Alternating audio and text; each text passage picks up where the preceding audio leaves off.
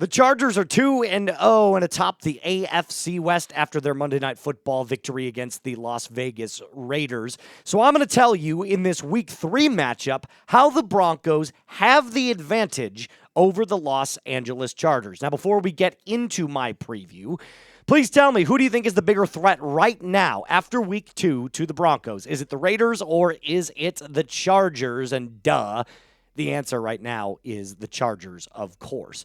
But I do believe that Denver has the advantage right now over Los Angeles. And there are 4 reasons why I think that is the case. Some of them have to do with the offense. Some of them have to do with the defense. But we're going to jump right in and talk about why I believe Denver has a clear and decisive advantage over the Bolts. Number 1, the short week advantage. The Chargers literally just got done playing last night, and because that game was so late, it was a 9 p.m. kickoff, they didn't get back to L.A. until 10 a.m.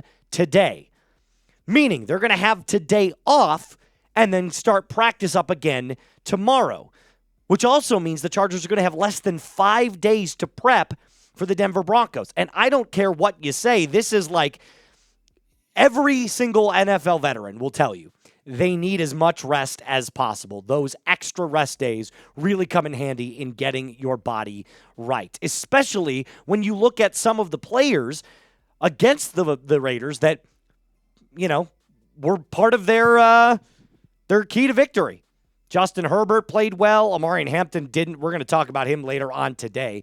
Najee Harris didn't play well, but Keenan Allen had a good game, and Quentin Johnston had a good game. So here's what it ultimately means because of this 4-day prep period for the Chargers. You got to come out swinging. You have the clear and decisive extra couple of days rest where your body can get right, your mind can get right, and I am sure that after the loss to the Colts, the Broncos are going to be pissed off about how they let that one get away. And also, it's the first divisional game. You always get amped up for that. So that is a huge, huge advantage for the Broncos. Let's go into the second Broncos advantage, the offensive line continuity. Now, I think it should be important to note that although the Broncos' offensive line, Week 1, looked kind of shaky in the first half, definitely made the right adjustments in the second half of the first week, and then last week completely flipped it around and had a very, very good game. The Chargers' offensive line is also very talented. So when you look at the comparisons, on paper, missing Rashawn Slater, who was the starting left tackle for the Chargers, ranked by PFF as the 3rd best left tackle he's done for the season. You now have to flip the entire offensive line around for the Bolts. Joe Alt, who is their best offensive lineman at this point, ranked 6th out of 68 this season. Zion Johnson is a very capable left guard.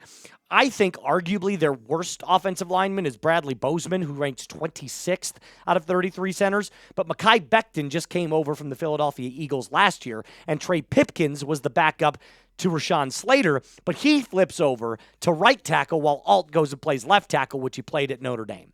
So if you're counting, that's 3 new/different O-line players for the Chargers in 2025.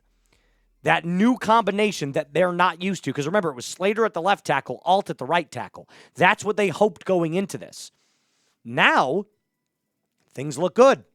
Things look very good, especially for the Broncos. They have a much more, the continuity on the offensive line is better. And as of right now on paper, the talent is also better. So I'm penciling in my 1 for Broncos. But if you believe that the Chargers have a better offensive line, if you're a Chargers fan that happened to stumble upon this video, you could type your 2 for Chargers as well. But I think everybody knows that it is clearly number 1. Now, coming up, I'm going to give you the other Denver Broncos advantages. One of them on offense, one of them on defense. Now, before I get to that, I got to tell you about today's presenting sponsor, and that, of course, is Prize Picks. You and I make decisions every single day, but on Prize Picks, being right can get you paid. Don't miss any of the excitement this season on Prize Picks. where it is good to be right. It's very simple to play. Just pick 2 to 6 player stat projections.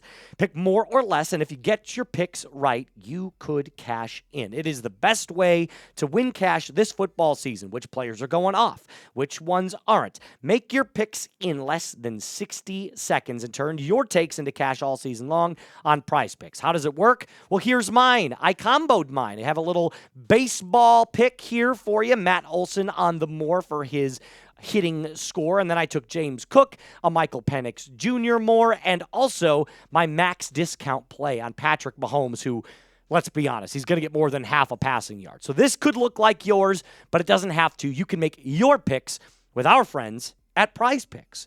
Download the app today and use code CLNS to get $50 in lineups after you play your first $5 lineup.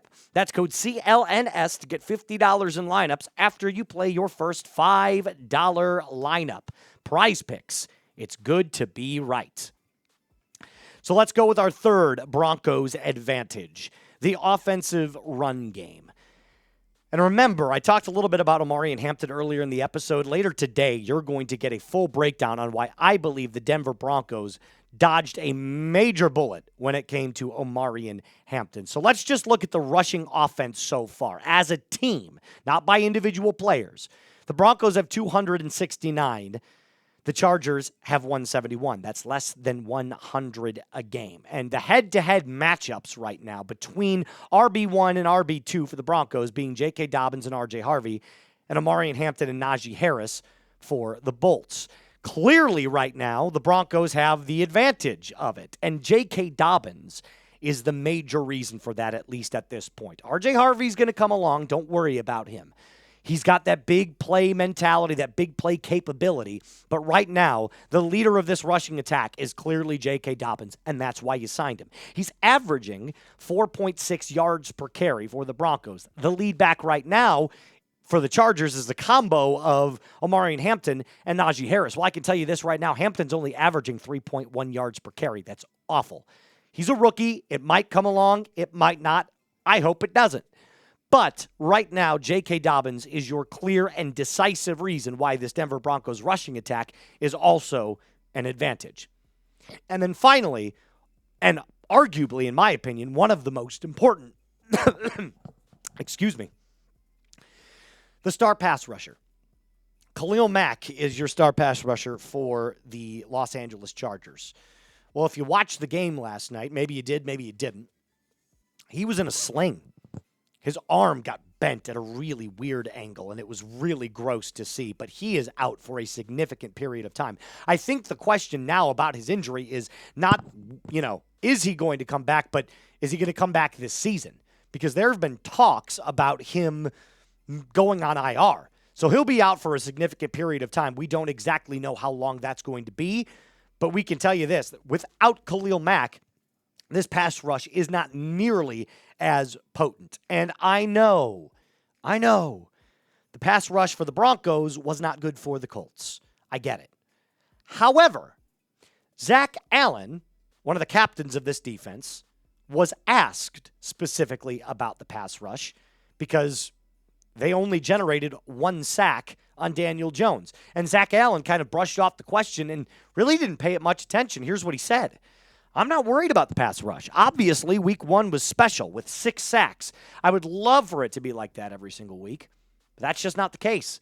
I think when you watch the film, guys are still rushing well. It's just the ball was out quick. Things like that. There was a lot of things going into sacks, or there are a lot of things going into sacks. We'll be fine. I'm not worried about this group. And neither am I. The Colts have a much, much better offensive line than I originally gave them credit for. I'll never make that mistake again. But I can promise you the Chargers, while they do have a good offensive line, is not nearly as good as what the Colts have based off of this new combo of players that they have rotating in and out. Joe Alt now at left tackle. So the matchup between the Denver Broncos and the Los Angeles Chargers, granted it is in L.A., should be a slight favor and a slight edge to Denver. I don't think what you saw from the Broncos defense last week, both in the pass rush, middle of the field, and the secondary, I don't think that's the standard. I think that's an outlier. It wasn't nearly good enough to be considered number 1 in the NFL. But this game, make no mistake about it, is incredibly important. Why? Because the Chargers right now are at the top of the division. And if you lose this game, they're 3-0. And then you're sitting at a third, maybe tied for bottom if the Chiefs win or the Raiders lose. So you need the Raiders to lose, you need the Chiefs to lose, and you need a win. I know that's kind of a blanket statement and kind of obvious, but you cannot let the Chargers beat you, because if you beat the Chargers, then you go tied for the top of the division at 2-1. If you need a Denver Broncos win, excuse me, I'm all over the place today with my coughs. Oh, here's what I need you to do. If you need a win badly, like I need air to breathe with this cough, type W in the comment section right now. That's going to do it for us on today's episode. I'll be back later on tonight with another one just for you. And we're going to talk a little bit about Amarian Hampton and why I believe the Denver Broncos should be thanking the gods, the football gods, that they did not draft him. Until next time, Broncos country, be cool.